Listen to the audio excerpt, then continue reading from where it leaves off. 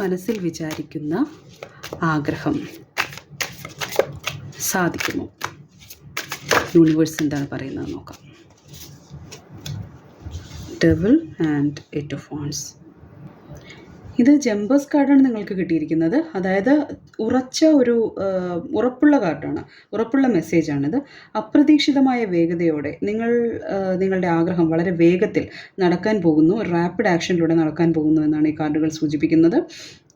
തടസ്സങ്ങൾ നീങ്ങുകയും കാര്യങ്ങൾ പെട്ടെന്ന് മാറിമറിയുകയും ചെയ്യും. ഒരു ശുഭവാർത്തയോ സന്തോഷമോ നിങ്ങളെ തേടി ഉടൻ തന്നെ എത്തും. എന്നാൽ അതിനോടൊപ്പം തന്നെ ഒരു മുന്നറിയിപ്പ് കൂടി ഇവിടെയുണ്ട്. തടസ്സങ്ങളും ഒരു ആസക്തിയെ സംബന്ധിച്ച കാർഡാണ് ഈ ഡെവിൾ എന്ന് പറയുന്നത്.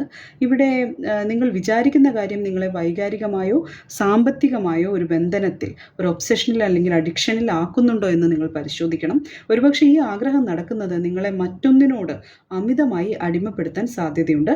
ആ കാര്യത്തിൽ നിങ്ങളൊരു ജാഗ്രത പാലിക്കണം. എന്തായാലും നിങ്ങളുടെ ആഗ്രഹം സാധിക്കും, യെസ് എന്നാണ് യൂണിവേഴ്സ് പറയുന്നത്.